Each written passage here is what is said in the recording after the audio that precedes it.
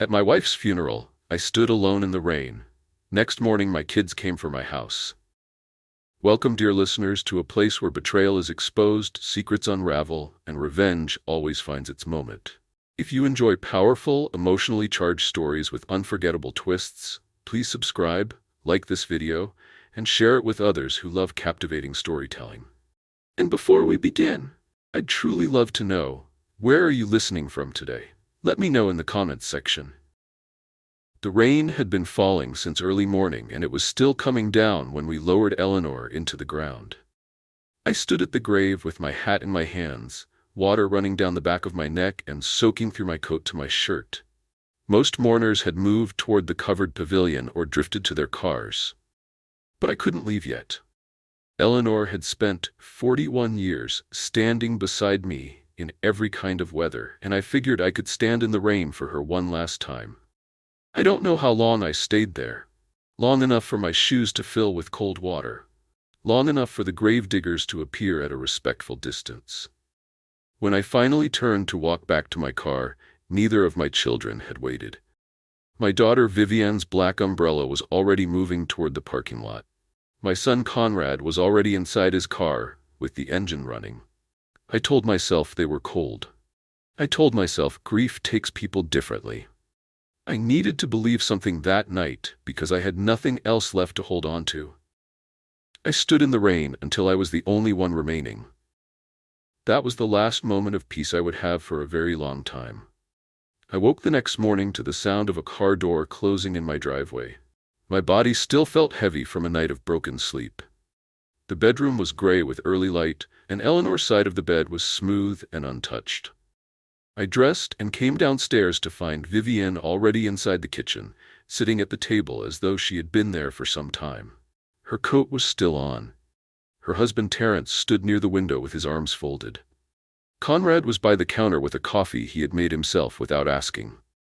That small thing, the coffee, the way he moved through my kitchen, told me something before any of them had spoken a word. On the table in front of Vivian sat a folder, neat, thick, the kind that holds papers someone spent time preparing. She pushed it toward me as I sat down, her eyes steady and her voice careful. There was no good morning, no how did you sleep. She placed her hand flat on top of the folder and said, "We need to go through some things, Abraham." I looked at the folder and I did not touch it. The rain outside had started again. I listened to it against the window and waited. I opened the folder myself, slowly.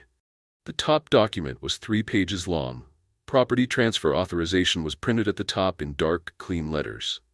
I read through it carefully, the legal language dense and precise, designed to be clear only to those who already know what they are reading.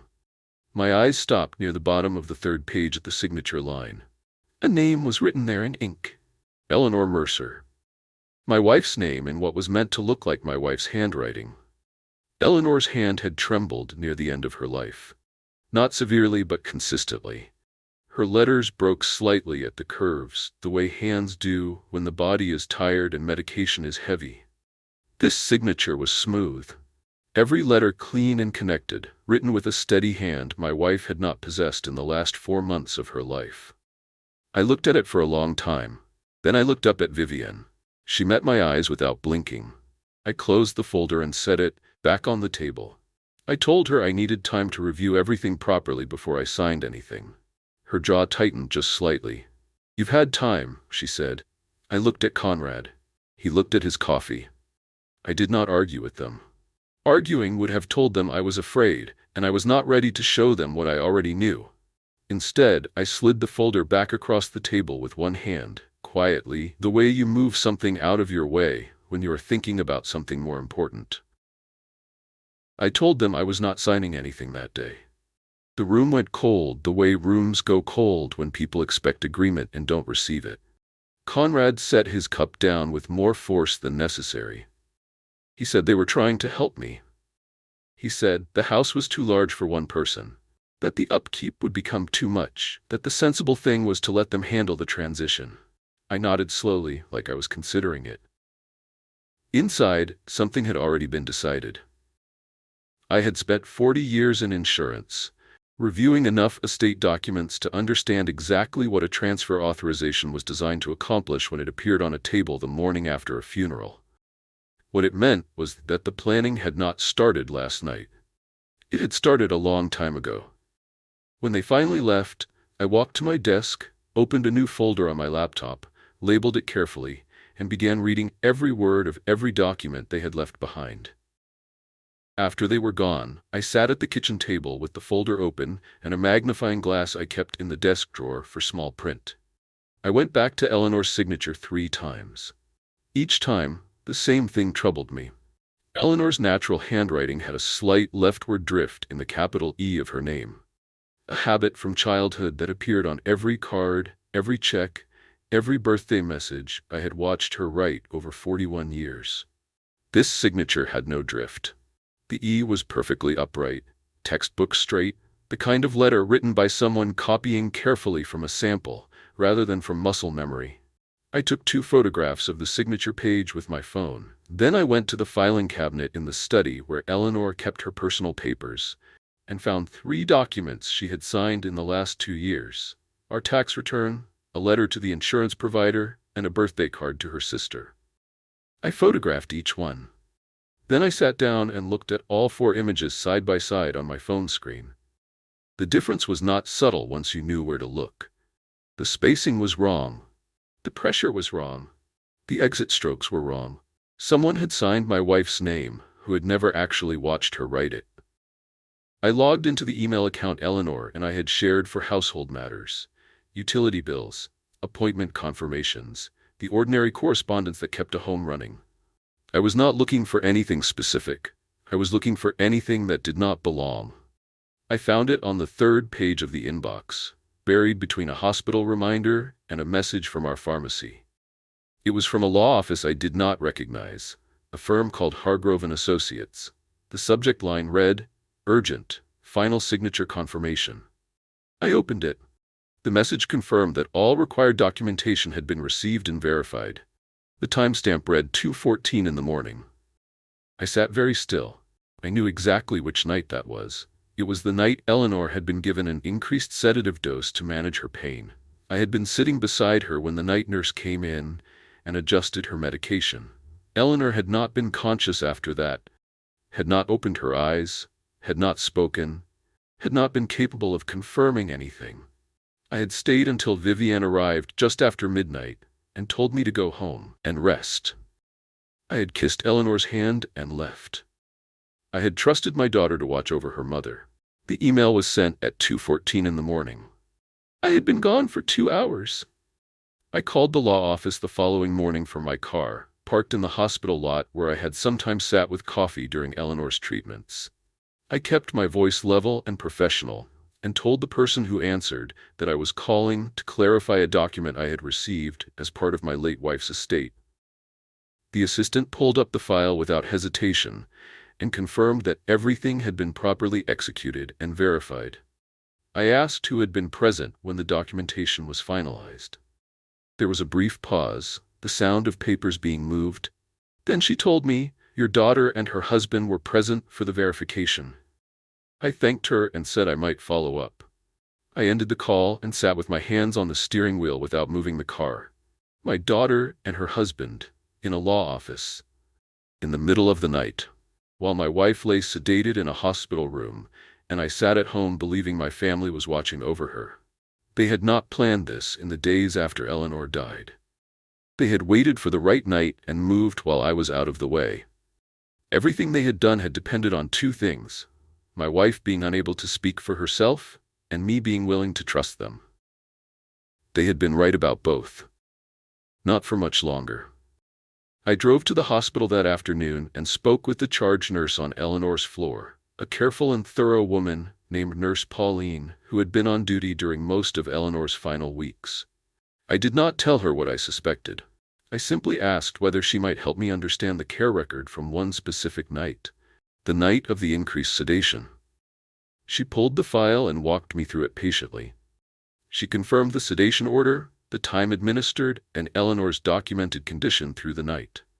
Completely unresponsive from approximately 11:45 onward, she said. No voluntary movement, No verbal response. I asked if I could have a copy for my personal records, and she arranged it through the records office. Before leaving, I asked as casually as I could whether visitors had signed in after 11 that night. She checked the log. Vivian's name was there. Terrence's name was there.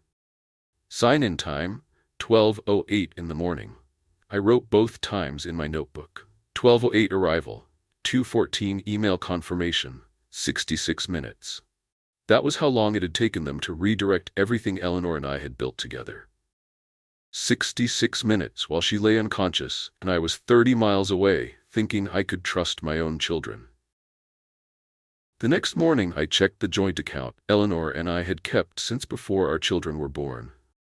We had used it for the house, groceries, travel, every shared expense across 4 decades of marriage. The balance was lower than expected, not dramatically, but noticeably if you were looking closely. I went back through the transaction history line by line. 3 withdrawals over the preceding 3 weeks, each labeled in the memo field with careful phrases. Estate administration costs, document preparation, legal processing fees.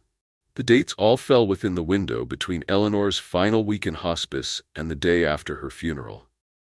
I wrote every transaction in a separate notebook with the date, the amount, the exact memo language, and the destination account number.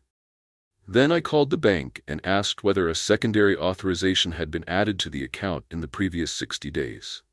The representative put me on hold. When she came back, she confirmed that secondary access had been granted to an account holder named Vivian Carey, my daughter's married name, approximately 5 weeks before Eleanor died. I thanked her, ended the call, and opened a second labeled folder on my laptop. Then I sat with the notebook in front of me and looked at the full picture for the first time. Every piece was connected. Every move had been deliberate.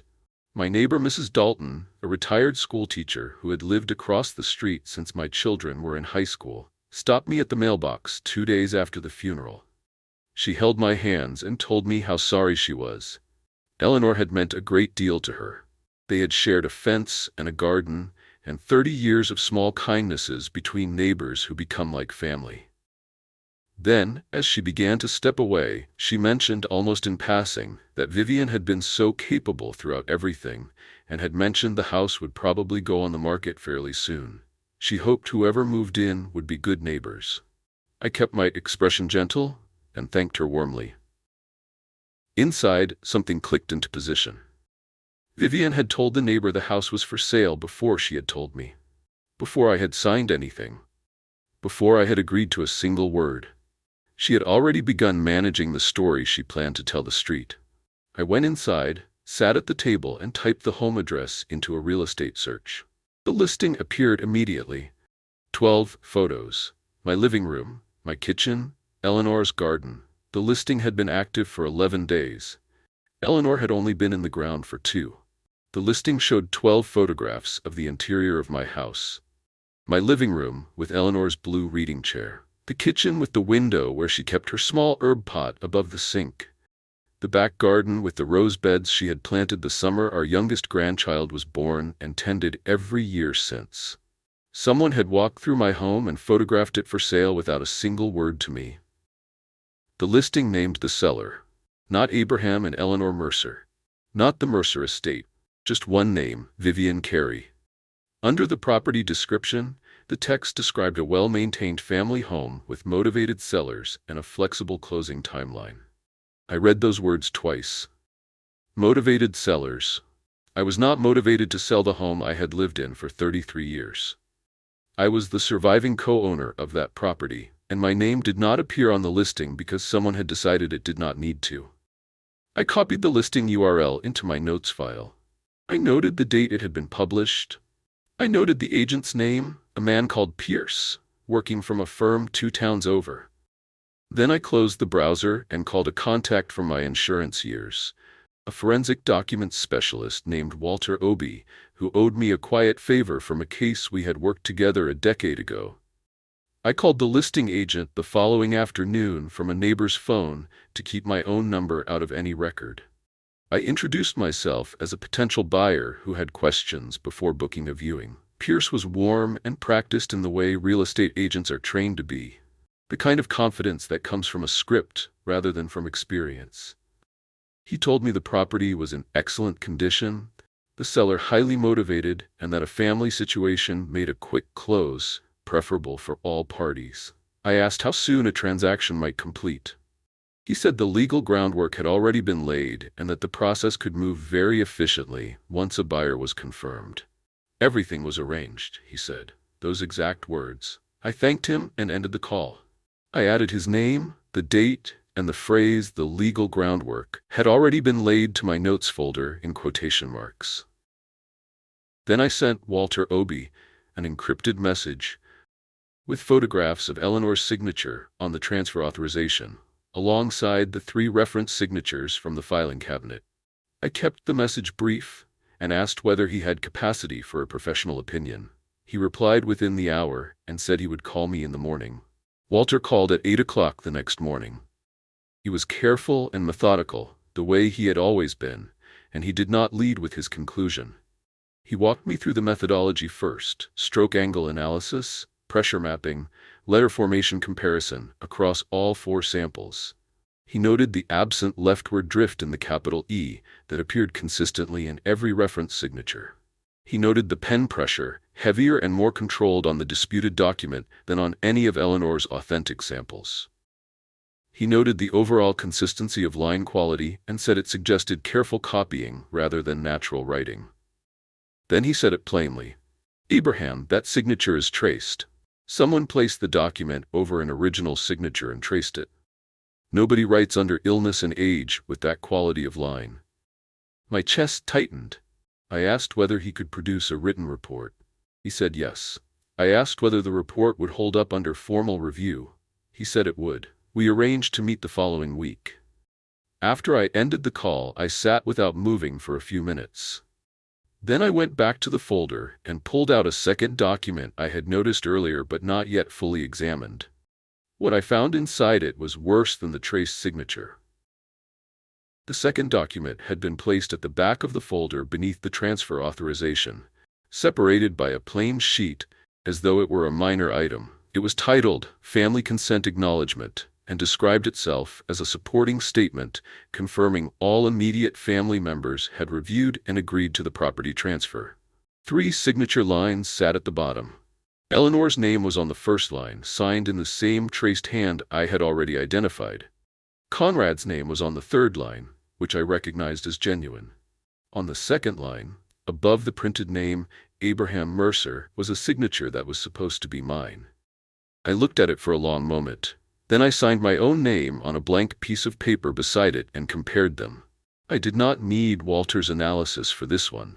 The initials were wrong. I have always written the M in Mercer with a wide double arch. This one used a narrow single peak. The A in Abraham slanted differently. The stroke pattern at the end of the name went left where mine goes right. It was not a careful forgery. It was made by someone who had seen my name written but had never watched me write it. They had not simply removed me from the property. They had replaced me with an invented version of me that they had created themselves. Vivian and Conrad returned 3 days later. No locksmith this time, no performance of urgency. They arrived mid-morning, like people stopping by for a regular visit, as though the earlier conversation had simply been paused. Terence was not with them. I had been awake since 5, and had arranged the kitchen the way I used to prepare for a client meeting. Everything in its place, nothing visible that I did not intend to be visible. I offered coffee and poured it without rushing. I let them settle and let the silence hold for a moment. Conrad said they needed to finalize things soon because delays were creating complications. Vivian said the agent had a serious buyer and that waiting would only reduce the final sale figure. I listened to both without interrupting. Then I placed one sheet of paper on the table between us.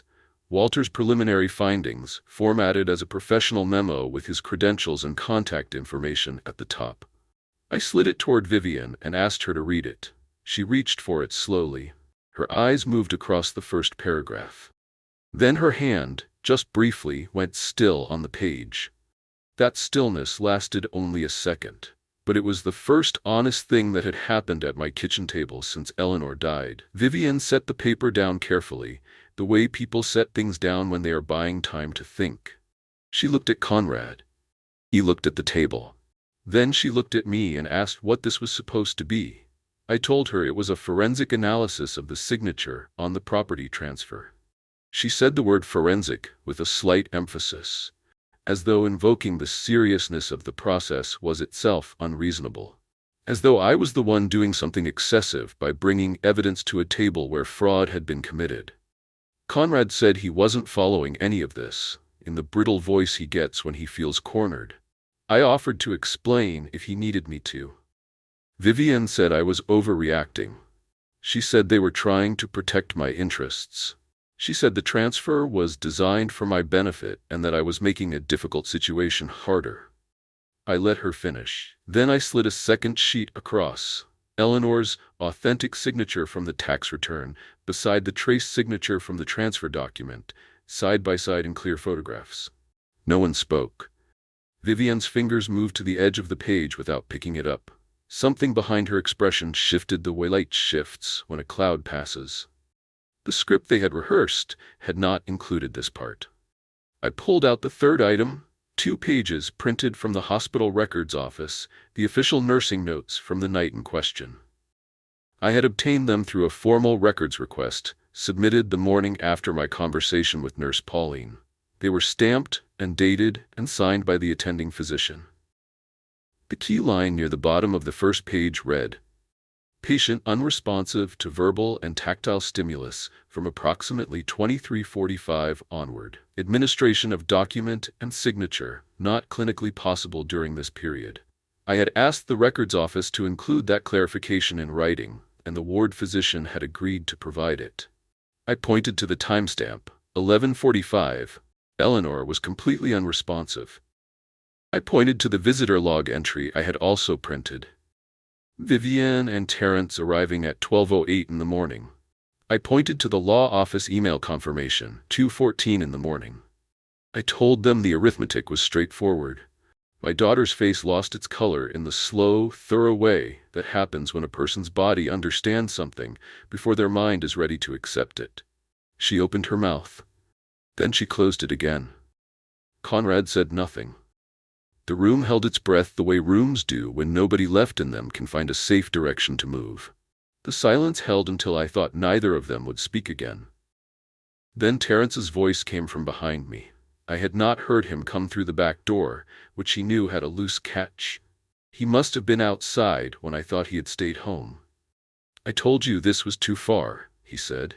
His voice was low and tight, the voice of a man who had held something in for a long time and finally run out of room for it. Vivian turned toward him sharply. "You said it was handled," she said. "You told me Hargrove knew exactly what they were doing." Terence shook his head. "I said it was risky. I never said it was clean." She stared at him. He looked at the table. The agreement that had held them together, the shared version of events that required their stories to stay exactly aligned, had just developed a fracture. Not a clean break, but the kind that widens under continued pressure. Conrad looked between his sister and her husband, with the expression of someone arriving at a performance and discovering that the cast had forgotten half their lines. I did not say anything. I had learned a long time ago that the most powerful thing a person can do in a room where people are turning on each other is stay completely still and say nothing at all. When the room settled again, I opened the final folder and removed the last 4 pages. This was the bank analysis. A printout showing the 3 withdrawals, the secondary account access granted to Vivienne 5 weeks before Eleanor's death, and a breakdown of where each amount had moved. I had asked a former colleague from my insurance years, a financial compliance specialist named Philip Atta, to annotate the document for me. Philip had written brief notes in the margins of each significant transaction, flagging the authorization chain, the timing relative to Eleanor's incapacity, and the legal classification that applied to each movement of funds. The phrase misappropriation of estate assets appeared in his notes 3 separate times. I spread the pages across the table so each one was visible without stacking them on top of the other documents. Conrad stared at his name in Philip's margin notes. He had been copied on 2 of the withdrawal authorizations. His face moved through several expressions before settling into something that resembled a person discovering that the floor beneath them is far less solid than they assumed. I told them, keeping my voice flat and even, that Philip had already prepared a formal summary of his findings and that the summary had been submitted for independent review that same morning. I told them I had already submitted the complete documentation package for formal review. Not as a threat, as a fact that had already occurred. 2 days earlier, I had driven to the county attorney's office with everything organized in sequence and left it with the intake clerk, along with a signed cover letter identifying the specific concerns and the relevant statute references. I had also sent a copy by registered mail to Hargrove and Associates with a notice that the documents they had executed were under dispute and that all associated actions should be suspended immediately pending review. I had not told Vivienne or Conrad that I was doing any of this. I had simply used the time they assumed I was spending in grief to do the careful, documented, procedurally correct work that 40 years in my industry had prepared me to do. Conrad stood up from the table and then sat back down again, which told me he did not know what to do with himself. Vivienne stared at the documents in front of her. Terence had gone still against the wall behind her. I added one last thing. I said that nothing on the table had to become a public proceeding. I said that depended entirely on what happened next. Then I folded my hands and waited. Vivienne stood up slowly, not with drama, not with the force of someone making an exit, more like someone whose legs had decided to move before the rest of her caught up. She picked up Walter's forensic report, held it for a moment, then set it back down. She said I was tearing the family apart. She said she had been trying to protect me, that the house was too much for one person, that she had been managing the situation because I was too buried in grief to see what needed to be done. Her voice was steady, but it was the steadiness of effort rather than of calm. I looked at my daughter. Really looked at her, and I saw the girl who had done homework at this same table while Eleanor made dinner, who had called me from her college dormitory in the dark when she was frightened, who I had walked down an aisle believing I was giving her a good life. I held all of that carefully. Then I said the truest thing I had said since Eleanor died. I told Vivienne I had not torn anything. I told her I had simply refused to disappear quietly while it was being dismantled around me. Her shoulders dropped by a fraction of an inch. For the first time since she had placed that folder on my table, she had no prepared response left. They left without another word. Not angry, not loud, just finished. Vivienne walked out first, pulling her coat closed with both hands. Conrad followed, without looking back. Terence was last, and he paused in the kitchen doorway, as though he might say something. He did not. The front door closed. I heard 2 engines start in the driveway, then the sound of tires on wet gravel, and then nothing. I sat at the kitchen table, in the quiet that followed, and looked at the documents spread in front of me. 40 years of insurance work had trained me to move through high-stakes situations without letting the emotional weight push me into errors. But sitting there alone in the kitchen, where Eleanor and I had eaten 33 years of meals together, I felt the full weight of what had happened settle onto me all at once. Not like a collapse, but like rain soaking steadily into ground that has been dry for too long. I had done what needed to be done. I had refused to be moved from a house that held her handwriting on the pantry shelf labels and her reading glasses on the nightstand, and her handprints in every corner of the garden she had tended for 3 decades. That had not been strength exactly. It had been love in the only form still available to me. The weeks that followed moved with the slow, unglamorous rhythm of official processes. The county attorney's office acknowledged my submission and assigned a case file number within 4 business days. The real estate listing was removed from public view within 2 weeks, following a formal dispute notification sent to the listing agency. Hargrove and Associates suspended all outstanding actions associated with the estate documents while the authenticity question was under review. The bank account access Vivienne had been granted was flagged for audit, and the 3 withdrawals were placed on hold, pending the outcome of the estate misappropriation review. None of this happened quickly. It happened methodically, the way official processes move when the documentation is complete and consistent, and the person who filed it has not made emotional or procedural errors. Philip Atta submitted his formal financial compliance report. Walter Obi completed and signed his forensic analysis. Nurse Pauline confirmed she was prepared to provide a formal statement regarding Eleanor's condition on the night in question. I did not have to push any of it. The file had been built carefully enough that the process carried itself forward. I spent those weeks in the house, tending the garden in the mornings, reading in Eleanor's chair in the evenings, and letting the work I had already done continue doing its job. One morning, about 6 weeks after the funeral, I walked into the back garden before sunrise with a cup of tea and stood on the path between Eleanor's rose beds. The roses were past season and had gone to hips, small red bulbs along the bare canes, the way they looked every November when Eleanor came out with her pruning gloves and talked to them while she worked through her thoughts. She talked to her garden the way some people talk to themselves. I used to watch her from the kitchen window and feel a quiet happiness I never quite found words for. Standing in the early morning cold, I understood what I had actually been protecting. Not the market value of the house, not its square footage or its history as an investment. I had been protecting the last physical space where my life with Eleanor still existed, whole and undisturbed. Her books arranged by color on the study shelf. Her handwriting on the recipe cards in the kitchen drawer. Her yellow cardigan folded over the arm of the chair she always sat in to read.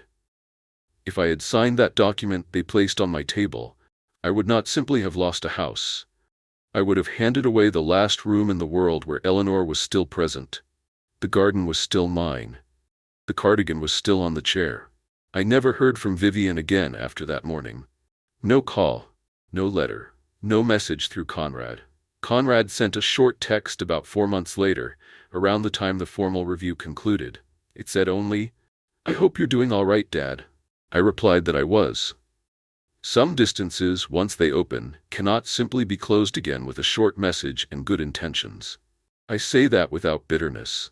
I say it with the clarity that comes from standing at the far end of a long and difficult road and seeing the shape of it plainly. I lost my wife after 41 years. In the same season, I discovered that 2 of the people she most loved had planned to use her death as a transaction. That knowledge does not leave a person. But it does not have to be the largest thing inside them either. What I kept from those months, beyond the house, beyond the outcome of the legal process, was the understanding that grief is not weakness. Being shattered by loss does not mean you have lost your ability to think clearly, to document carefully, to act, to protect the things that matter. Stillness is not surrender. Patience is not defeat. And sometimes the most important thing a person can do when everything is being taken apart around them is to refuse, quietly and completely, to be erased. Eleanor had taught me how to love. What happened after she died taught me how hard I was to remove.